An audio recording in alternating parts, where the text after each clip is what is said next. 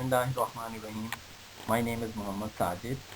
आज मैं आपको टाइप्स ऑफ क्लॉज के बारे में बताऊंगा कि एक क्लॉज जो है उसकी कितनी किस्में होती हैं और क्लॉज होती क्या चीज़ है। बिस्मिल्लाहिर्रहमानिर्रहीम। My name is Mohammad Sajid.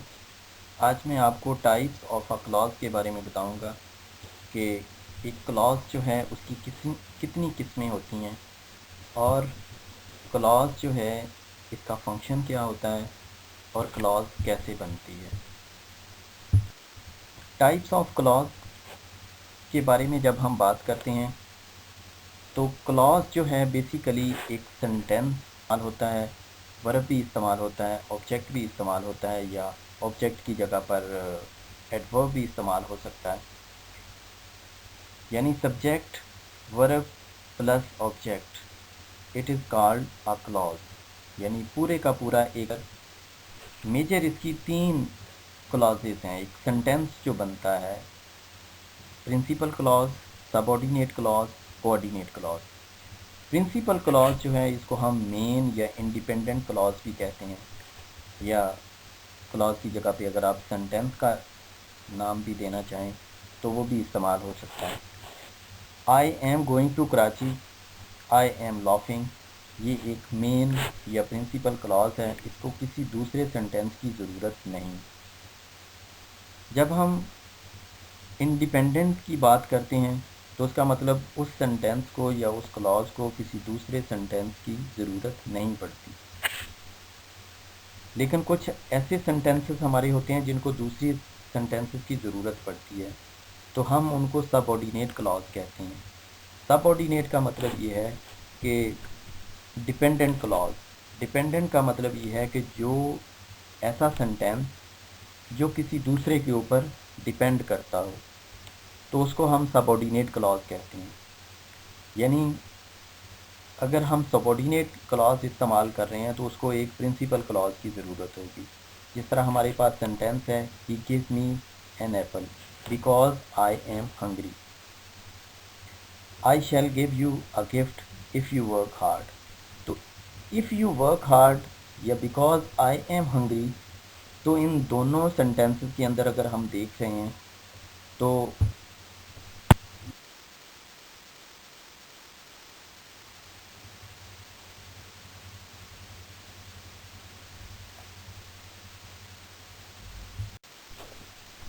Types of a clause के बारे में जब हम बात करते हैं तो एक क्लॉज जो है बेसिकली 3 हिस्सों के अंदर डिवाइड होती है। वो प्रिंसिपल क्लॉज हो सकती है, प्रिंसिपल का नाम दूसरा मेन भी हम उसको कह सकते हैं, इंडिपेंडेंट क्लॉज भी कह सकते हैं। सबऑर्डिनेट क्लॉज जो दूसरे के ऊपर डिपेंड करती है, इसको हम डिपेंडेंट क्लॉज भी कह सकते हैं। कोऑर्डिनेट क्लॉज जो है ये तीसरी किस्म है, और ये इक्वल क्लॉजेस को हम कोऑर्डिनेट क्लॉज कहते हैं। यानी प्रिंसिपल क्लॉज एक ऐसी क्लॉज जो मेन क्लॉज होती है, इंडिपेंडेंट होती है, उसको किसी दूसरे सेंटेंस की ज़रूरत नहीं पड़ती। सबऑर्डिनेट क्लॉज जो है उसको किसी दूसरे सेंटेंस की ज़रूरत पड़ती है या दूसरी क्लॉज की ज़रूरत पड़ती है, यानी जो मेन क्लॉज के साथ अटैच होकर अपना काम करती है। कोऑर्डिनेट क्लॉज जो है ये इक्वल क्लॉजेस होती हैं, ना इसके अंदर पहले सेंटेंस को दूसरे की ज़रूरत होती है और ना दूसरे को पहले सेंटेंस की ज़रूरत होती है, लेकिन हम उसके अंदर 2 सेंटेंसेस समटाइम्स इस्तेमाल कर रहे होते हैं। प्रिंसिपल क्लॉज, मेन क्लॉज, यानी इसको किसी दूसरे सेंटेंस की ज़रूरत नहीं पड़ती। I am going to Karachi, अगर आप इस तरह से सेंटेंस लिखते हैं तो इसको किसी दूसरे सेंटेंस की ज़रूरत नहीं, लिहाजा ये इंडिपेंडेंट या मेन क्लॉज या प्रिंसिपल क्लॉज के तौर पे इस्तेमाल होगी। आई एम लॉफिंग, सेम उसी की एग्जांपल है। He said to me if you help, अगर ही सेड टू मी तक मैं सेंटेंस लिखता हूँ तो ये मेन क्लॉज होगी या प्रिंसिपल क्लॉज होगी या इंडिपेंडेंट क्लॉज होगी। इफ़ यू हेल्प ये सबऑर्डिनेट क्लॉज होगी। तो सबऑर्डिनेट क्लॉज का मतलब ये है कि जो सेंटेंस किसी दूसरे के ऊपर डिपेंड करता है। I shall give you a gift if you work hard, if you work hard इसके अंदर सबऑर्डिनेट क्लॉज है, क्योंकि इसको किसी दूसरे मेन सेंटेंस की या मेन क्लॉज की ज़रूरत है। कोऑर्डिनेट क्लॉज, आई एम,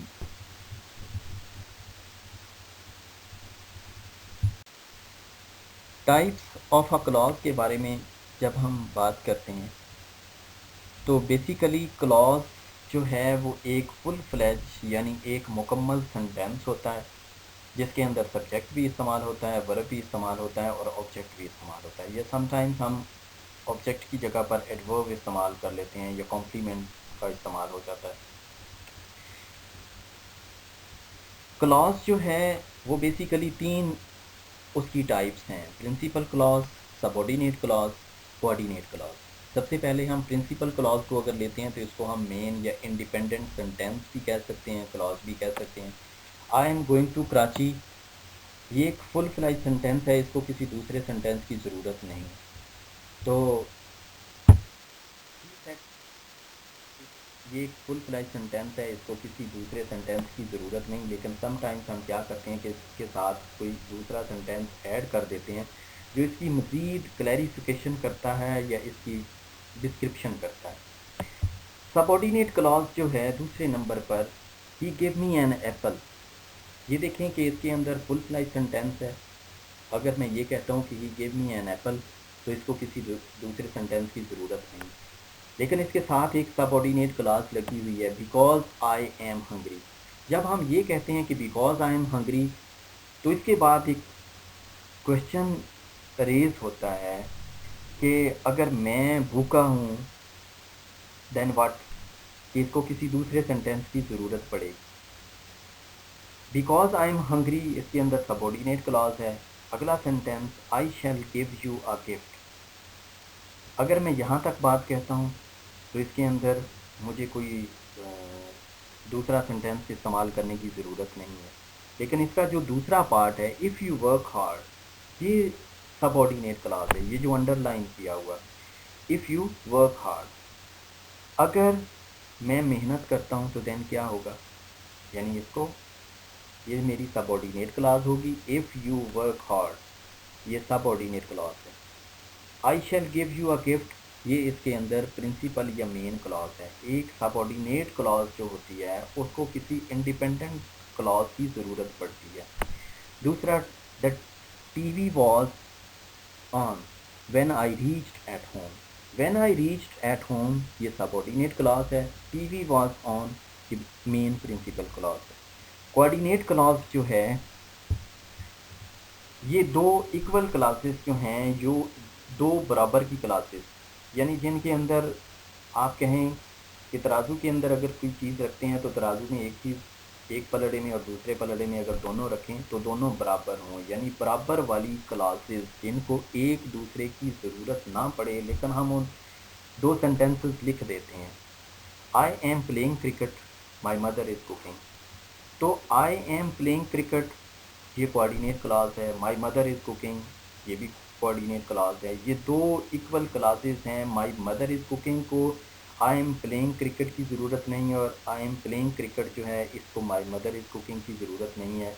लिहाजा ये दो इक्वल क्लासेस इस्तेमाल हम कर रहे हैं तो इनको हम किसी को भी एक को हम ये कह सकते हैं कि ये सबऑर्डिनेट क्लॉज है, सॉरी कोऑर्डिनेट क्लॉज है। You are running, I am playing, you are running coordinate clause है। अगर मैं आई एम प्लेइंग लिखता हूँ उसको अंडरलाइन कर देता हूँ तो वो भी कोऑर्डिनेट क्लॉज हो।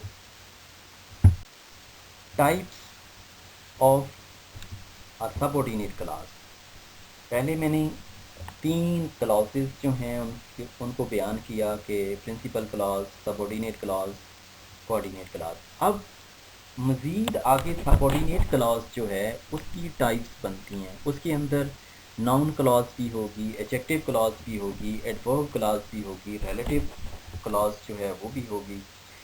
तो सबसे पहले हम नाउन क्लॉज को लेते हैं। नाउन क्लॉज जो है ये ग्रुप ऑफ वर्ड्स हैं जिसके अंदर आपका सब्जेक्ट भी होगा, वर्ब भी होगा, ऑब्जेक्ट भी होगा, या ऑब्जेक्ट की जगह पे, यानी मेन अगर सेंटेंस को 2 हिस्सों के अंदर हम डिवाइड करते हैं तो सब्जेक्ट प्लस प्रेडिकेट होगा, उसका अपना होगा, और ये किसी कॉम्प्लेक्स सेंटेंस के अंदर इस्तेमाल होगा। तो कॉम्प्लेक्स सेंटेंस जो है उसके अंदर एक मेन क्लॉज होगी और दूसरी सबऑर्डिनेट क्लॉज होगी। जब भी सबऑर्डिनेट क्लॉज जो है वो आएगी तो उसके साथ प्रिंसिपल या मेन क्लॉज या इंडिपेंडेंट क्लॉज जिसको हम कहते हैं वो लाजमी आएगी। और नाउन क्लॉज को हम नाउन क्लॉज क्यों कहते हैं? जब भी आपकी सब्जेक्ट वर्ब ऑब्जेक्ट जो है ये किसी नाउन की जगह पर यानी सब्जेक्ट की जगह पर इस्तेमाल हो रही है या ऑब्जेक्ट की जगह पर इस्तेमाल हो रही है, दो या दो से ज़्यादा सेंटेंसेस के अंदर, यानी कॉम्प्लेक्स सेंटेंस। कॉम्प्लेक्स सेंटेंसेस ऐसा सेंटेंस होता है कि जिसके अंदर आप एक मेन प्रिंसिपल क्लॉज इस्तेमाल करते हैं और एक या एक से ज़्यादा सबऑर्डिनेट क्लॉजेस इस्तेमाल करते हैं। तो जो मैंने यहाँ पर एग्जांपल दी हुई है, that she survived in those condition passes believe, तो इसके अंदर she survived in those condition जो है ये सबऑर्डिनेट क्लॉज है। तो दूसरा इसका जो एक सेंटेंस बनता है वो दैट पासेस बिलीव, तो ये मेन क्लॉज हो जाएगी और उसके अंदर जो पुट की गई है she survived in those condition, तो ये इसके अंदर सबऑर्डिनेट क्लॉज होगी। तो दूसरा सेंटेंस जो है what Ahmed said was true, तो वाज ट्रू जो है व्हाट वाज ट्रू ये इसकी सबऑर्डिनेट क्लॉज होगी, व्हाट भी वाज ट्रू के साथ मिला होगा। When I shall return is uncertain, तो when is uncertain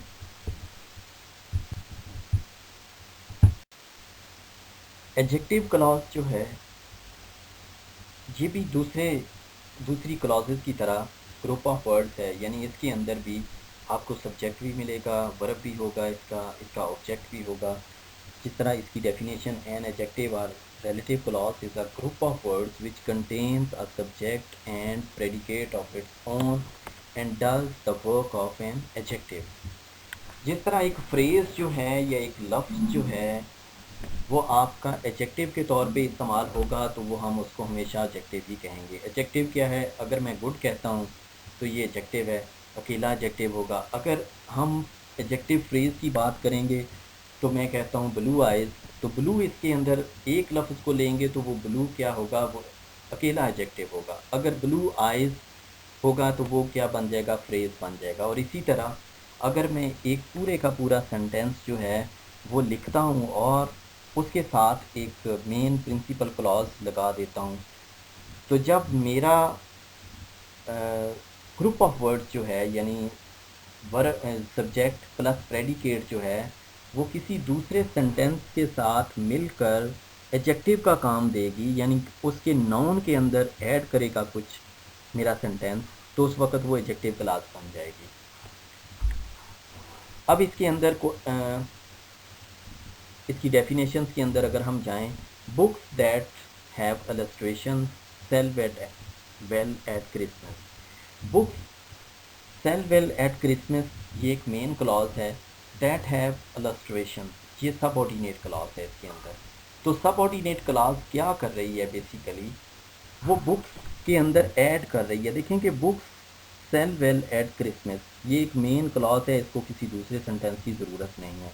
that have illustration ये क्वेश्चन का मतलब ये बुक्स, जब ये हवाला जात वाली बुक का सेंटेंस हम ऐड करते हैं तो ये सबऑर्डिनेट क्लॉज बन जाती है और ये बुक्स की तरफ इशारा करती है, यानी बुक्स के अंदर ऐड करती है कुछ। जब आपका कोई सेंटेंस, आपका कोई एक लफ्ज़ या आपकी क्लॉज जो है या आपकी फ्रेज़ जो है वो किसी नाउन को मॉडिफाई करती है या नाउन के अंदर कोई इजाफा करती है, तो उस वक्त उसका फंक्शन जो है वो एडजेक्टिव सेंटेंस का होगा या एडजेक्टिव क्लॉज का होगा या एडजेक्टिव फ्रेज का होगा या एडजेक्टिव अकेला हम कह सकते हैं। द एडवर्ब क्लॉज जो है जब हम इसको बयान करते हैं, an adverb clause is a group of words, यानी ये सबऑर्डिनेट क्लॉज के तौर पे इस्तेमाल होगी, which contains a subject and predicate of its own, it function to modify a verb और एडजेक्टिव और एडवर्ब इन अनदर क्लॉज। कि एक एडवर्ब जो है वो हमेशा क्या करता है? उसका पहला फंक्शन जो है वो वर्ब को मॉडिफाई करना है, दूसरा उसका फंक्शन जो है वो एडजेक्टिव को मॉडिफाई करना है, तीसरा उसका फंक्शन जो है वो किसी दूसरे एडवर्ब को मॉडिफाई करना है, यानी उसके मीनिंग्स को चेंज करना है या उसके अंदर कुछ ऐड करना है। N adverb clause modify an adjective और एडवर्ब इन अनदर क्लॉज, कि एक ऐसा सेंटेंस जब वो किसी दूसरे सेंटेंस के अंदर कोई मॉडिफिकेशन कर रहा है यानी दूसरे सेंटेंस के वर्ब को चेंज कर रहा है, या उसके अंदर एडजेक्टिव लगा हुआ है या एडवर्ब और कोई लगा हुआ है तो उसको चेंज कर रहा है, तो हम उस क्लॉज को, उस पूरे के पूरे सेंटेंस को एडवर्ब क्लॉज कहेंगे। अब इसके अंदर एक मैंने मिसाल दी हुई है, our profits were as large as we could reasonably expect. तो Sophia drinks as greedily as she eats. तो अब इसके अंदर as large as we could reasonably expect, तो ये जो आखिरी सेंटेंस है ये हमारे एडजेक्टिव जो है लार्ज उसको मॉडिफाई कर रहा है, उसकी डिस्क्रिप्शन के अंदर इजाफा कर रहा है। लिहाजा ये हमारी जो क्लॉज सेकंड लगी हुई है वो वी कुड रीजनेबली एक्सपेक्ट, तो ये एडवर्ब क्लॉज के तौर पे इस्तेमाल हो। द रिलेटिव क्लॉज जो है इसका मतलब ये होता है कि ये किसी दूसरे सेंटेंस को डिफाइन कर रही होती हैं। There are 3 kinds of relative clauses: defining, non defining, connective. तो डिफाइनिंग रिलेटिव क्लॉजेस क्या हैं कि जब हम किसी आदमी को डिस्क्राइब कर रहे होते हैं, उसका सब्जेक्ट या तो हम हु लगा देते हैं या दैट लगा देते हैं। Who is normally used as the man who robbed you has been arrested. The man जो है इसके साथ मैंने दूसरा सेंटेंस जो अंडरलाइन किया हुआ है, हु रॉब यू, ये एडिशनली मैंने एक इजाफी तौर पर एक मैंने ऐड कर दिया, इसलिए कि ये इस आदमी को डिस्क्राइब कर रहा है। अगर मैं वैसे एक सेंटेंस लिखता हूँ the man has been arrested, तो ये फुल फ्लैज सेंटेंस है, इसको किसी दूसरे सेंटेंस की ज़रूरत भी नहीं है। लेकिन बाज़ औक़ात हम रिलेटिव क्लॉजेस जो हैं उनका इस्तेमाल कर लेते हैं बीच में कि इजाफी किसी दूसरे आदमी के बारे में, लड़के लड़की के बारे में या किसी मर्द औरत के बारे में हम इंफॉर्मेशन दे रहे होते हैं, तो उसके साथ जो क्लॉज लग जाएगी उसको हम रिलेटिव क्लॉज कहते हैं। The girl who serve in the shop, who serve in the shop ये रिलेटिव क्लॉज है। अगर दूसरी तरह हम इस सेंटेंस को पूरा करना चाहें तो वो हो रहा है the girls are the owner's daughter. तो ये लड़कियां जो हैं ये ओनर्स की डॉटर हैं, यानी मालिक की डॉटर हैं ये लड़कियाँ। तो जो भी क्लॉज जो है, जो भी सेंटेंस है, अगर किसी आदमी को डिस्क्राइब कर रहा है, एडिशनली डिस्क्राइब कर रहा है इजाफी तौर पर, तो वो हमारी रिलेटिव क्लॉज होगी।